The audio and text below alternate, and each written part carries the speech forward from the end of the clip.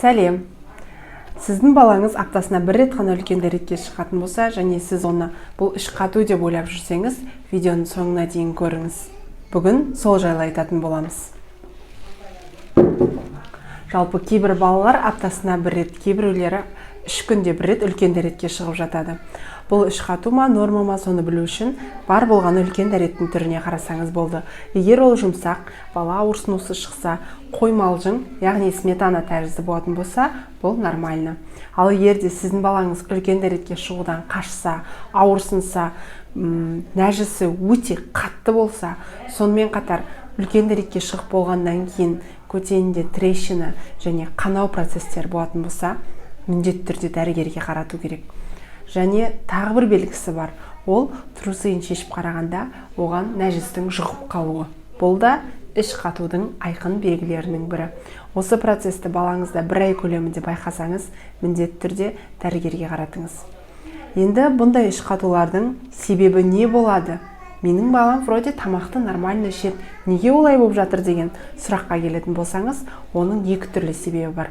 Біріншісі, ол тікелей ішектің өзіне байланысты органикалық себептер.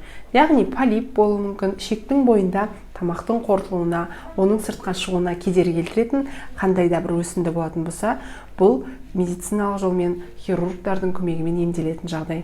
Екіншісі, ол функциональды жағдай. Яғни ішектің функциясын орындауына белгілі бір нәрселер әсер етіп отыр деген сөз.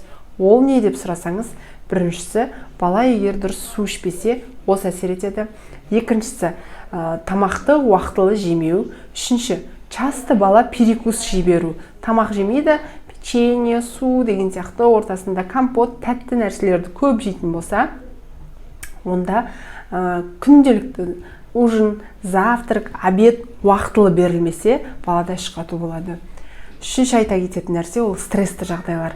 Яғни көбіне үйге кішкентай мамалар бөпе босанып алып келетін болса, одан үлкендерінде стрессті жағдайлар болып жатады. Сол кезде де балада іш қату мүмкін.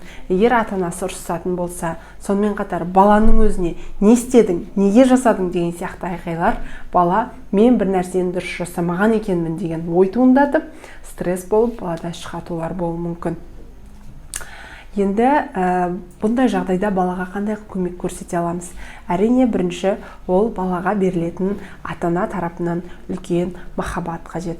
Өсіп келе жатқан балада ата-ана тарапынан жақсы махаббатын сезінетін болса, ода ең бірінші гормональды кейде бұзылыстар болмайды. Яғни бала өзін өте бақытты сезінеді, ешқандай да стрессті жағдайлар болмайды. Сондықтан да әрдайым ең бірінші айтатыным ол ата-ананың көңіл күйі.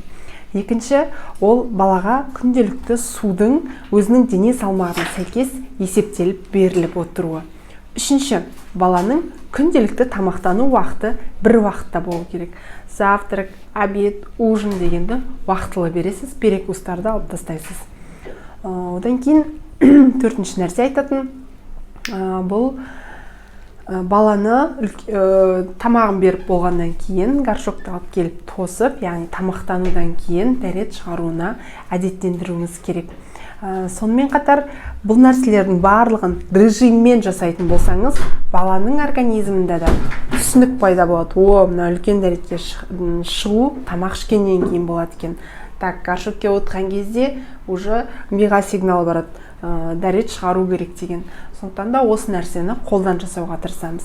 Және ең үлкен ескеретін нәрсенің бірі балаға витаминдері, яғни көкөністер мен жемістерді беріп отыру рационмен.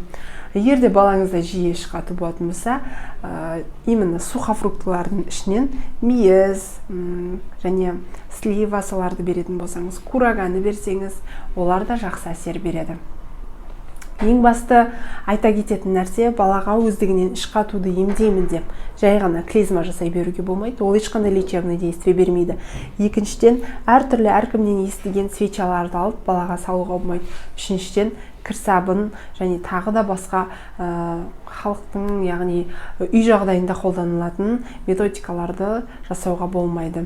Жалпы іш қатуды қазіргі таңда дәрігерге уақытылы қаратып емдететін болсаңыз, тез емделетін, тез дұрыс болып нәжісінің дұрыс шығуына көмектесетін жолдар өте көп. Сондықтан да әрдайым балаңыздың денсаулық жағдайына қарай отырып дәрігер кеңесіне жүгінуді ұмытпаңыз.